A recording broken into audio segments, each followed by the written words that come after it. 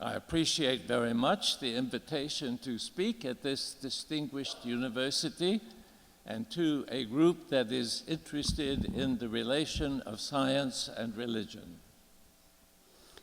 초대해 주셔서 감사합니다. 종교과학센터와 함께 일을 하게 되어서 기쁩니다. 잘 안 들려요. 마이크를 하나 주셔야 될 것 같아요. We all, I hope, are interested in bringing into being a civilization that can survive after all of the terrible events that we can now recognize as inevitable happen. And I hope we can find a way of preventing them from being as bad as they now seem to be likely to be. 우리가 살아오는 그런 삶의 문명의 방식이 굉장히 우리 삶을 파괴시키는 방식이었었는데 새로운 삶의 방식에 대한 연구와 추적이 필요할 때라고 생각합니다.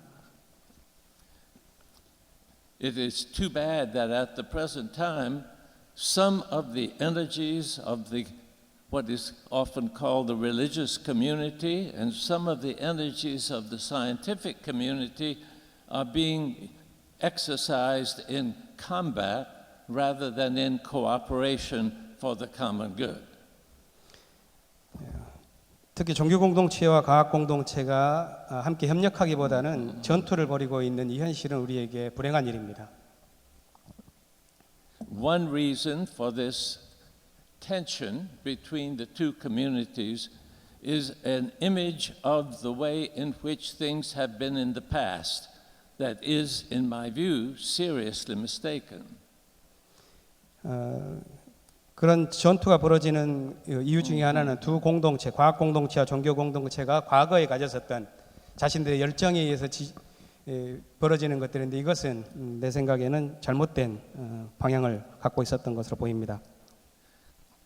I heard a scientist recently giving a quick overview of the history of the relationship between science and specifically Christianity. And actually, I will limit my comments to science and Christianity, not get into discussions of Buddhism or Islam or any other tradition. 이제 제가 말씀드리고자 하는 것은 종교와 과학 사이에 있었던 역사적인 관계에 대한 간략한 검토인데요. 특히 종교와 기독교 사이에서의 역사에 대한 검토를 한번 해보도록 하겠습니다.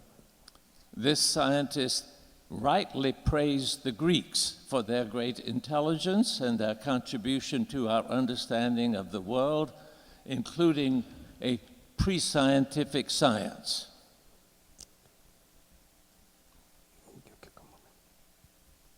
Did you understand? No, I didn't follow. You want to say it again? Yeah. Okay. I heard a scientist giving a brief summary of the history. No, it's okay. I already did. Oh. Yeah, I already. Okay. Let's go on. Okay. The picture that this scientist gave was that the Greeks made a great contribution, but then when the Roman Empire collapsed, there was nothing left of this contribution until the Renaissance, when it was revived, and it was out of the Renaissance that the modern science was born. 과학이 그리스와 로마 그리고 르네상스 이르기까지 주도적인 역할들을 함께 협력적인 관계를 해왔었습니다. 그런데 이르기까지 우리는 이 과정에 대해서 조금 더 자세하게 봐야 할 것입니다. He viewed the whole medieval period simply as the Dark Ages, and he saw Christianity simply as an obstacle to the revival and development of science. 중세가 어둠의 시대로 말하고 과학이 부흥하기 못하는 그런 시대로 보기 힘든데요. 이 지점에 대해서 한번 더 검토해 보겠습니다. Nearer the truth is that it was medieval thinking and medieval practice that gave rise to modern science. 중세적인 실험이 근대에 영향을 미치는 바가 지대합니다. It was in the Middle Ages that a technology developed that was much greater than the technology that had been available to the Greeks. 거기에서 있었던 기술적인 방식들이 그리스에서 있었던 것들과 무관하지는 않습니다. Two of the main developments in technology were timepieces, that is, clocks, on the one side, and optical developments, such as telescopes and microscopes, on the other. 두 가지의 과학적인 발전들을 볼 수가 있는데 망원경과 현미경에 관한 것이라고 할 수 있습니다. The first development, beyond what had been done by the Greeks and the Romans and the Alexandrians, I should include in that, was the work of Copernicus, who actually developed a new theory of the movements of the heavenly bodies that was far beyond what had been developed in the classical time. 첫 번째 발견된 것들은 우리가 새로운 천체에 대한 이해를 가능하게 한 것으로서 코페르니쿠스적인 이해로 새롭게 전환할 수 있는 그런 계기들을 제공한 것들이라고 할 수가 있습니다. However, nothing much happened as a result of Copernicus, although he had disciples. They were not particularly successful in replacing the admiration for Aristotle that dominated the Middle Ages. 코페르니쿠스적인 발견들이 실제로는 과거에서부터 이어져 왔었던 아리스토텔레스적인 전통을 완전히 대체한 것은 결코 아닙니다. The change came when Galileo got hold of a telescope, and actually invited people to look through the telescope to see the moon. 갈릴레오를 통하여 망원경을 통해서 볼 수 있었던 것들은 달인데요. He took his telescope with him to the papal offices, and the Pope called his scientists together, and the very famous story is that the scientists refused to look through the telescope because they were so sure that the moon was made of a better substance than the earth, that they did not want to see anything that contradicted that. 갈릴레오의 망원경 실험을 통해서 달을 보았었던 것들에 대해서 카톨릭과 로마의 교황은 반대하지를 않았었는데 그것을 여기서 반대되었다고 볼 수 있는 것들, 그 갈릴레오가 문제가 되었었던 것들은 로마 교황청에 의해서 어떤 억압되었다기보다는 새로운 어떤 방식에 대한 태도에 있었다고 봅니다. It was not the Pope or his theological arguments or ideas that was threatened. It was the philosophy and science of Aristotle that was threatened by the new discoveries. 교황이나 가톨릭이 위협받았다고 생각한 것은 그들의 종교적인 믿음에 대한 것이라기보다는 그들이 의존하고 있었던 아리스토텔레스의 철학이 이러한 새로운 과학적 발견에 의해서 위협당한다고 느꼈었던 것이었습니다. This is one of many cases where scientists are so deeply entrenched in a particular way of understanding reality that they do not want to look at the evidence for a different way. 과학의 발전을 통하여 우리가 볼 것은 조금 더 이야기를 해야 될 것 같습니다. This is no more true of scientists than of other people. We all have our own ideas about things, and we don't much like having them challenged and threatened. 우리가 위협당했다고 느꼈었던 것들과 교황이 그 종교가 실제로 느꼈었던 것 사이에 있어서는 조금 더 면밀한 검토가 필요하다고 볼 수가 있습니다. Now, the Pope may be criticized for not having decided in Galileo's favor over against his own scientists. 만일 교황이 갈릴레오가 발견했었던 것들에 대한 직접적인 반대였었다면 그는 비판을 받을 수도 있을 것입니다. But in general, I doubt that scientists want Christian people, on the basis of their theology, to adjudicate scientific debates.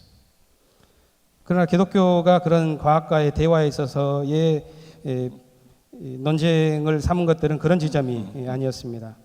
So the Pope's worst crime in this case was letting the scientists fight it out among themselves. 교황이 You've already said it all. Yeah. Okay. um, I think that the most important lesson that we learned from this is that it was not pure theoretical science that brought into being modern science, it was technology that brought modern science into being.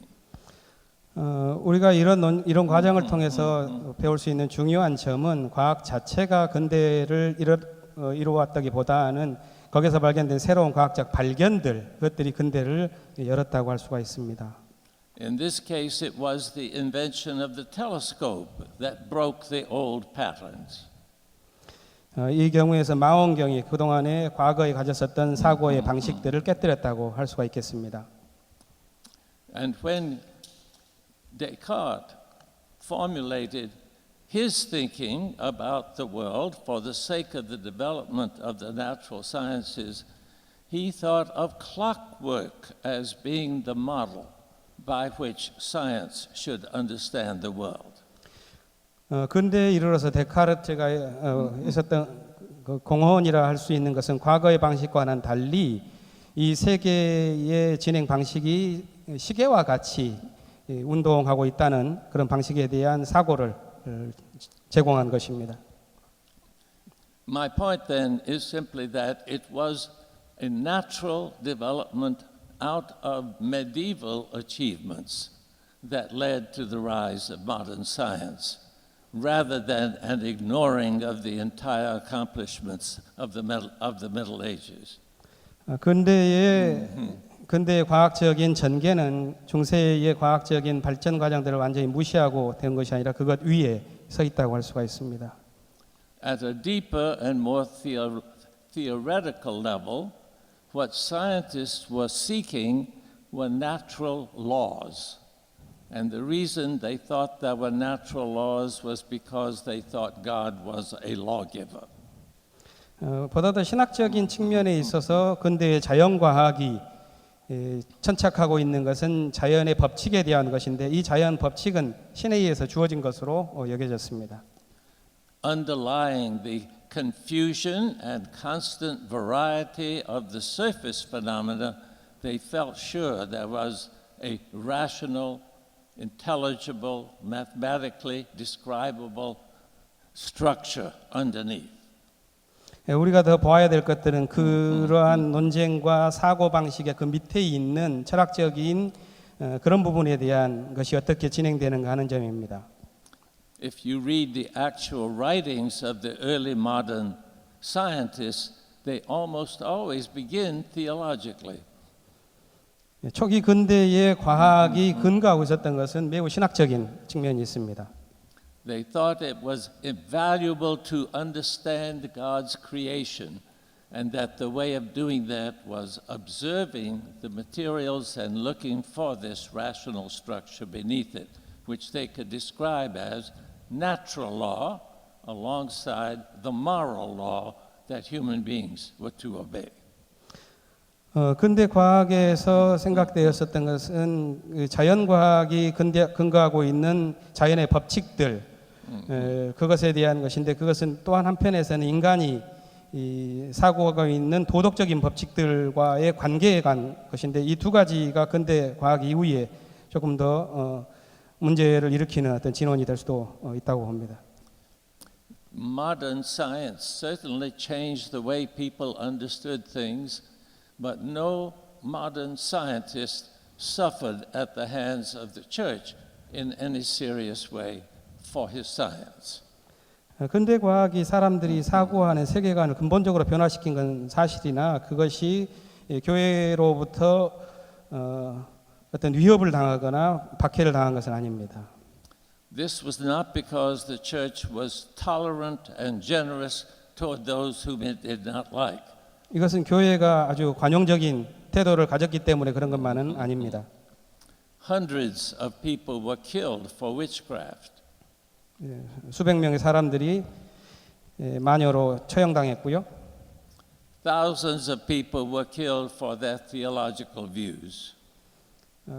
수천 명의 사람들이 신학적인 잘못을 저질렀다는 이유로 죽임을 당했습니다. But the church respected, perhaps all too much, the quest for a deeper scientific understanding.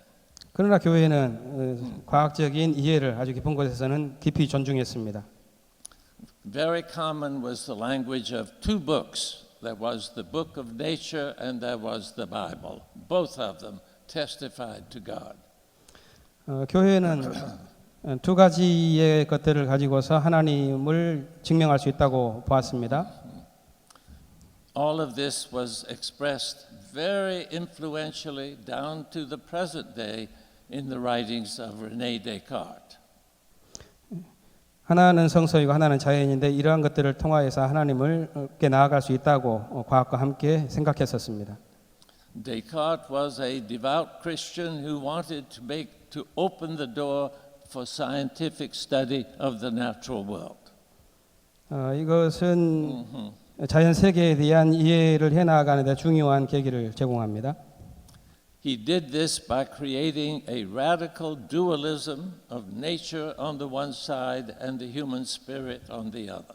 교회뿐만 아니라 과학이 이 세계를 이해하는 데 있어서 아주 이원론적인 생각을 갖게 되었습니다. 그것은 자연과 인간에 대한 상반된 사고 방식입니다.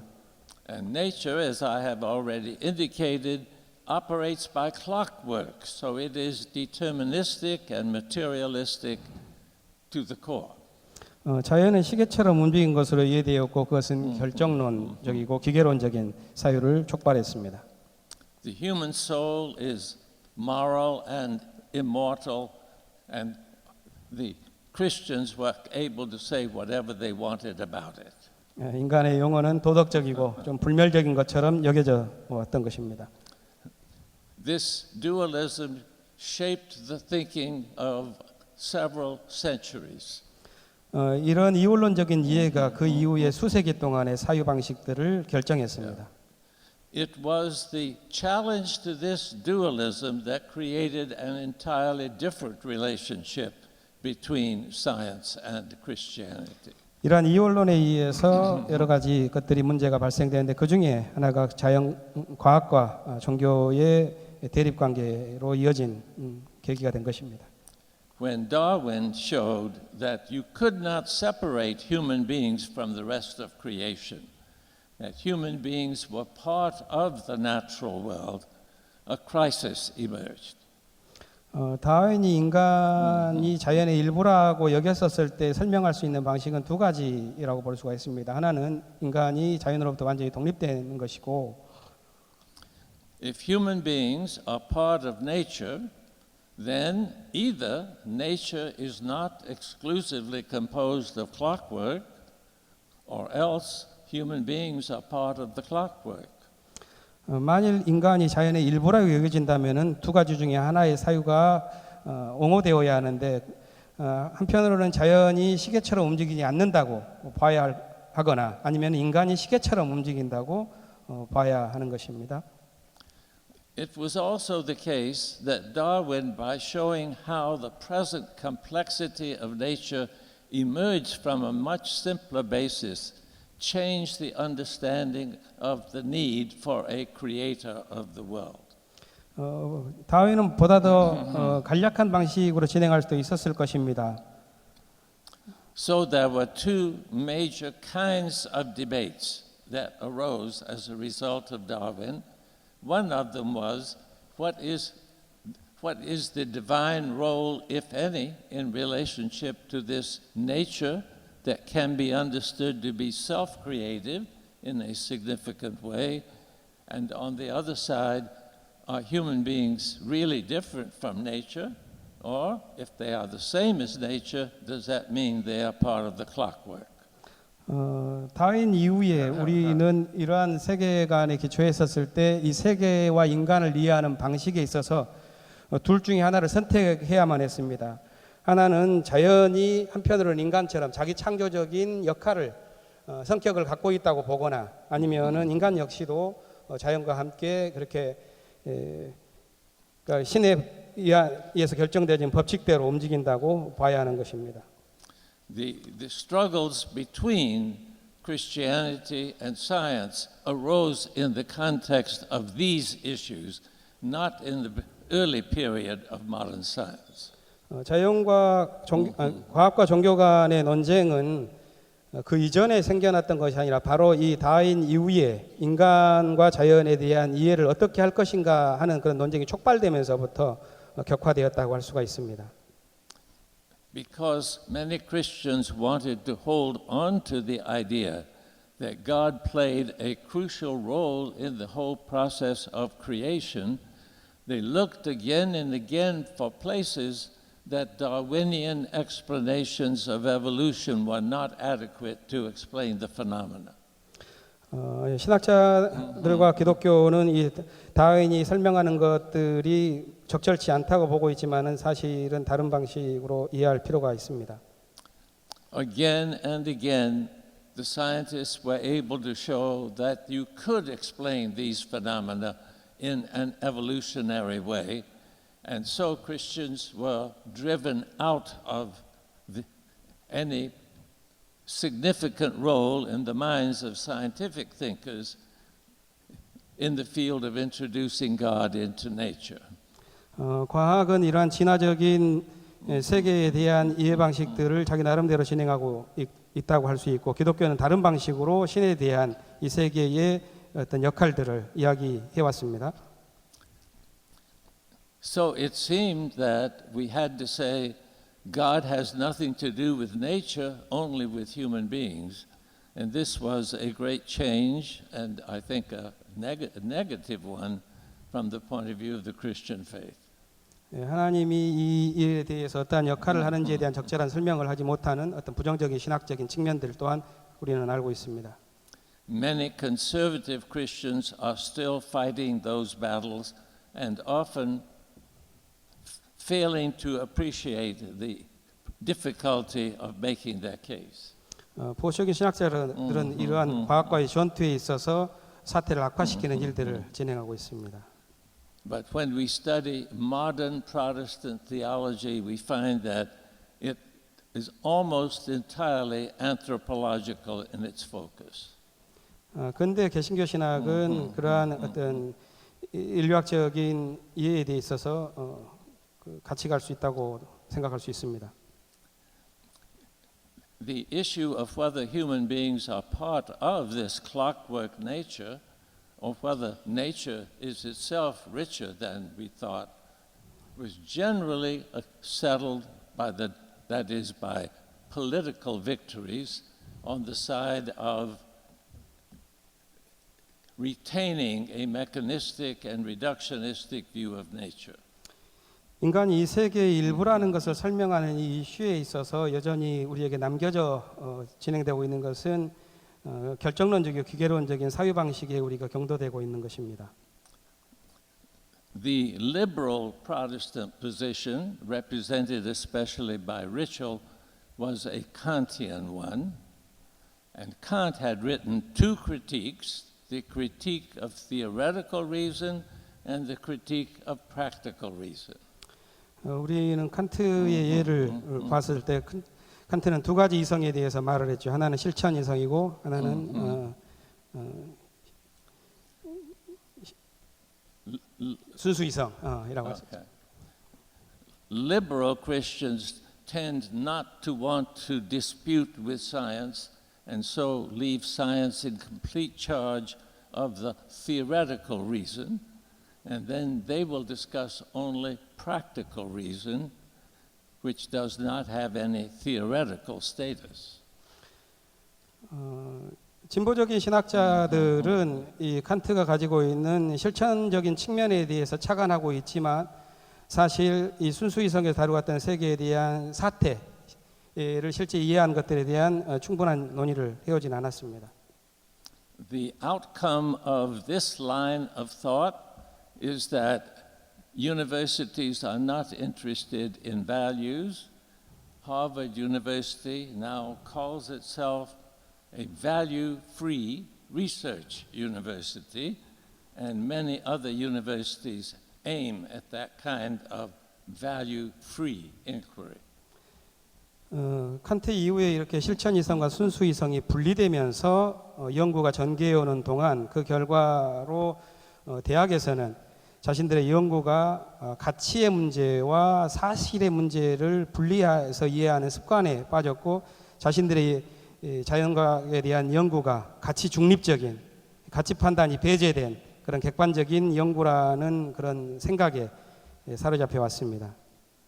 In my view, this is a disaster, so I want to talk about an alternative.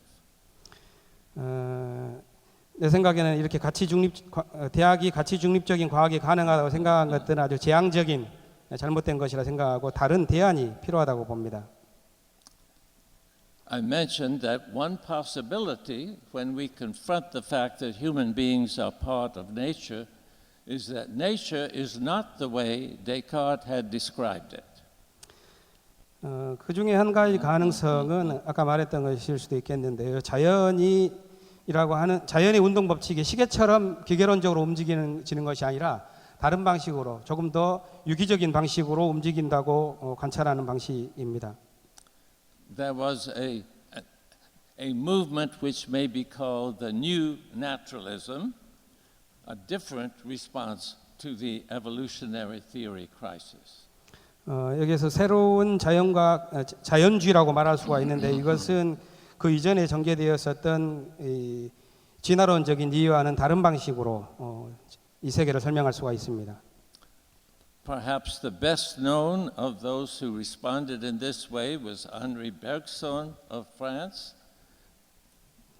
who emphasized the fact that nature is not machine-like, but rather is organic in character.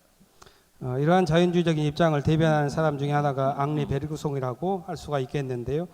그는 자연을 기계처럼 움직이는 것이 아니라 보다 더 유기체적인 방식으로 움직인다고 봤던 것입니다. In the United States, William James and John Dewey may be the best known of those who took this line of activity. 이런 새로운 자연주의를 추구했었던 미국의 학자들로서는 듀이와 윌리엄 제임스를 들 수가 있습니다. My view is that the most thorough and adequate formulation of a new naturalism was that of Alfred North Whitehead. 내 생각은 이분들과 같이 진행되어 왔는데요. 나의 어떤 신학적 사상적인 입장 이런 새로운 자연주의를 표방해 온 사람들 가운데 알프레드 화이트헤드와 함께 한다고 할 수가 있습니다. This does not mean that we have to choose among these thinkers. In my view, if we want to salvage humanity as a responsible and healthy part of the natural world, we need to adopt the thinking of the new naturalism rather than accept a strictly deterministic and materialistic account of ourselves. 우리가 보다 더 새로운 세계를 추구하기를 원한다면은 그동안의 근대 과학을 지배해 왔었던 기계론적인 사유를 우리가 버리고 이렇게 새로운 자연주의적인 이해를 우리의 사유 방식으로 채택할 필요가 있다고 생각합니다. I'd like to point out that if we accept the dominant university model of human beings, then the scientists themselves are all mechanisms rather than being autonomous thinkers, and their thinking is simply a result of physical brain activity with no particular reason to think that it is true or false. 대학 사회에서 여전히 인간에 대한 사유하는 방식은 새로운 자연주의적인 방식과는 다르게 보고 있는데요. 인간의 사유 방식이나 행동에 대해서 설명을 할 때 진리에 대한 추구의 문제가 아니라 단지 인간의 뇌가 어떻게 사유하는가 결정하는가에 따라 달려 있다고 보고 있는 것입니다. Bergson was a biologist. William James was a psychologist. John Dewey was a sociologist and educational thinker. Whitehead was a mathematical physicist. 이런 새로운 자연주의를 표방해 왔었던 이 사람들은 베르그송 같은 경우에는 생물학에서, 윌리엄 제임스는 심리학으로, 조한 듀이는 사회학이나 교육학으로, 화이트헤드는 형이상학과 철학으로 이 일들을 진행해 왔습니다.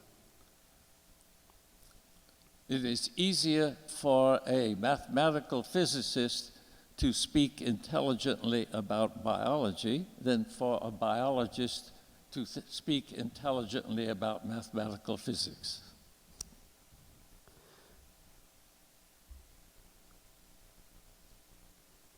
우리는 이런 생물학적인 것들이 전혀 수학이나 물리학과 다르다고 볼 수가 있겠지만은 이러한 사람들은 그 간격들을 좁혀냈습니다. My point is that there is an advantage in beginning at the bottom and building up from there, rather than trying to understand the bottom after you have begun somewhere else. 우리는 이러한 연구가 이루어졌던 그러한 기초에서부터 이렇게 출발해서 발견해온 그러한 것들을 더 발전시켜 나아갈 수 있다고 생각합니다. So Whitehead presented a philosophy of organism to directly conflict with and contradict the philosophy of mechanism, which is the old medieval clockwork model. 화이트헤드는 자신의 철학을 통해서 유기체적인 사상을 발전시켰는데요. 이것은 자연을 기계로 보았었던 그 이전의 사유체계와는 다른 방식이었습니다. In my view, the evidence that scientists have actually uncovered is much more supportive of a philosophy of organism than a philosophy of mechanism. 실제의 증거들로 본다면 과학은 자연을 기계처럼 보는 것에 대한 증거보다 유기체적으로 볼 수 있는 증거들을 훨씬 더 많이 갖고 있다 할 수 있습니다. Another way that we could put the distinction is between a philosophy of events and a philosophy of substances. 우리는 이것을 사건의 철학과 실체의 철학으로 구분을 해볼 수가 있습니다. In the field of quantum thought, which is the very deepest level of science at the present time, the quanta cannot be understood as mechanisms or as substances. They simply don't fit. 오늘날의 과학에서 양자과학 같은 경우에는 이러한 세계에 대한 인식을 할 때 실체와 같이 기계처럼 움직이는 것이 아니라 사건의 철학이 말하는 방식으로 움직이는 것을 볼 수가 있습니다. I think the same problem occurs at many other levels, certainly at the level of life. To think of living things as organisms makes much more sense than to think of them as mechanisms. 우리가 생명이나 유기체가 어떻게 움직이는지를 알듯이 그건 역시 기계처럼 움직이지 않습니다. It is also the case that Whitehead's philosophy of organism fits very closely into an ecological philosophy. 화이트헤드 철학이 갖고 있는 특징은 그의 유기체 철학이 생태학적인 성격을 깊이 갖고 있다는 점입니다.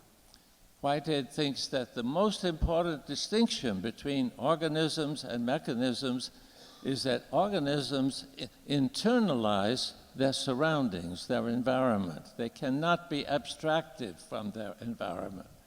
Whereas a mechanism or a cup, a substance, can be lifted up and put down, and it seems to be unchanged by my having moved it up and down. It's externally related, not internally related. 화이트헤드의 유기체 철학이 이 세계를 보는 데서 가장 특징적인 것은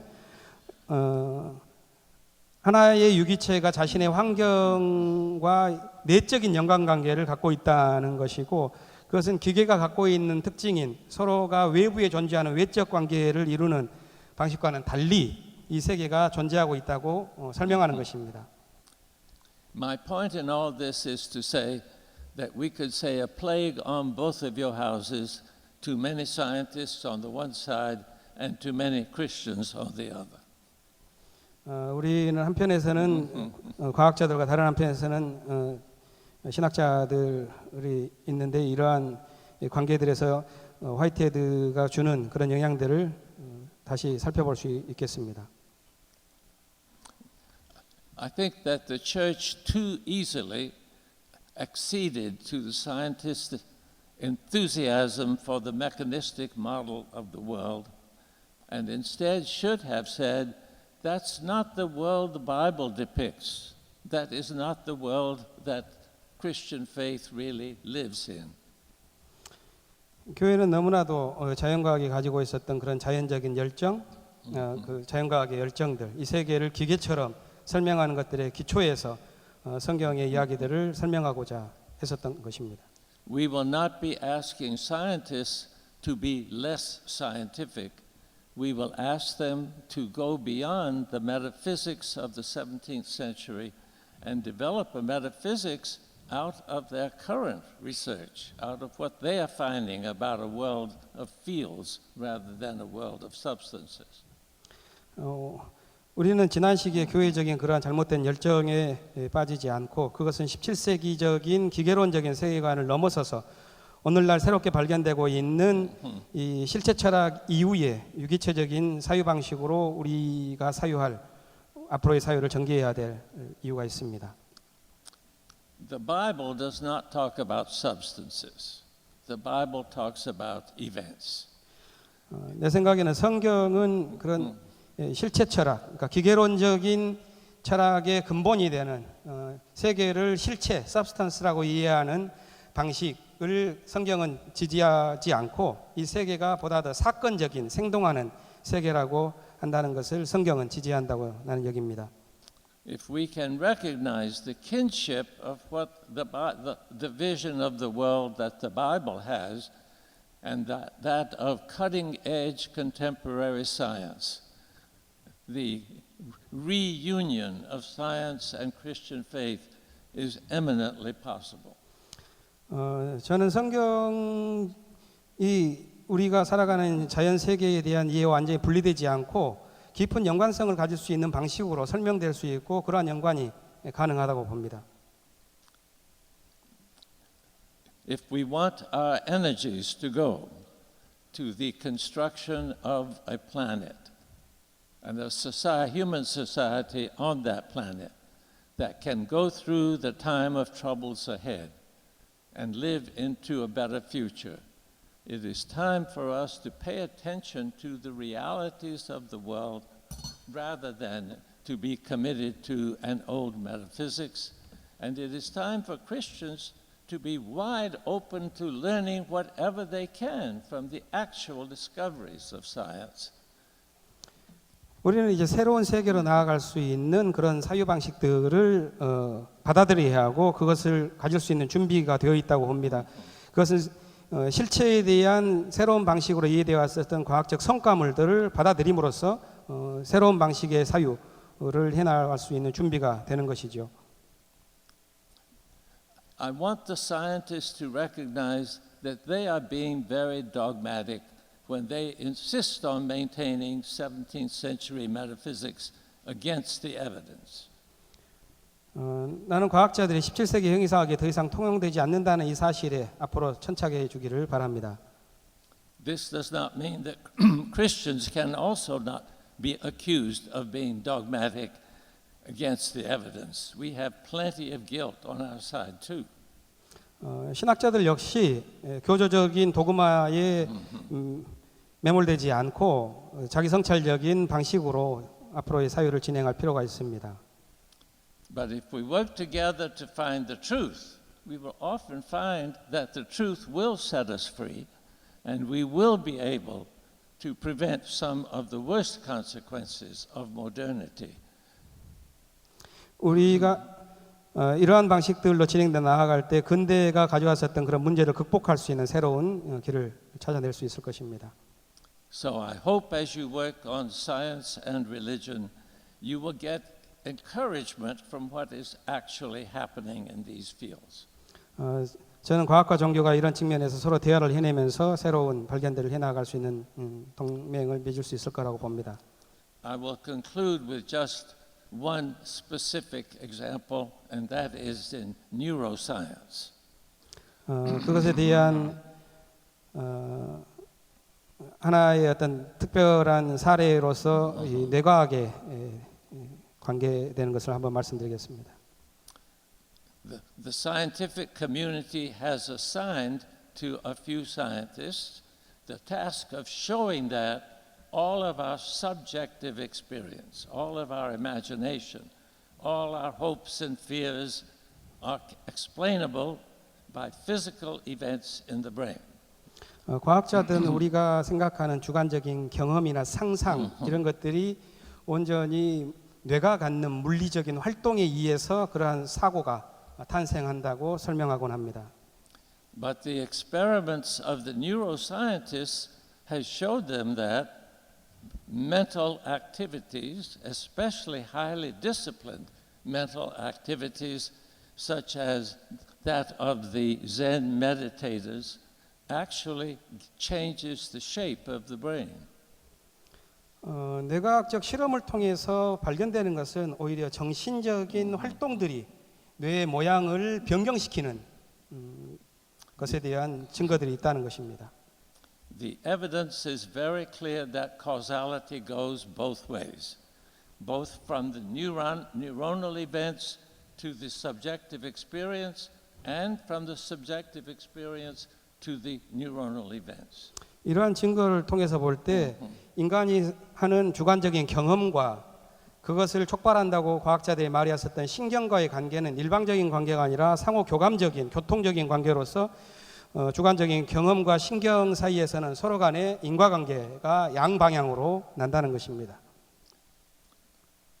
The neuroscientists I have talked to say they have to be very careful how they formulate their conclusions so they won't be thrown out of the scientific community. 이러한 뇌과학의 연구 결과물들은 매우 신중한 어떤 새로운 방식의 사유를 할 수 있는 단초를 우리에게 제공해 줍니다. But I think it's time that the scientific community pay attention to the evidence and not make people embarrassed to tell the truth. 저는 이러한 것들로 봤었을 때 과학자들은 이제 새로운 단계로 나아갈 수 있는 그런 것들을 이미 갖고 있다고 보는 것이지 이러한 새로운 발견들로 인해서 자신들이 해왔었던 것들이 오히려 거절당하거나 하는 것을 필요가 없습니다. So we live in a time of great opportunity and I hope we can work together to take advantage of it both for the sake of Christian faith and for the sake of science. 우리는 이제 신학과 과학 양자를 위한 새로운 어떤 출발의 단계에 서 있다고 보고 그것을 향해 나아갈 수 있다고 봅니다. Then we can move forward toward ecological civilization. 우리가 나아가야 할 방향은 바로 저기에 나와 있는 주제입니다. 생태 문명을 향해 나아가는 것이 우리의 미래를 밝혀줄 것입니다. 감사합니다.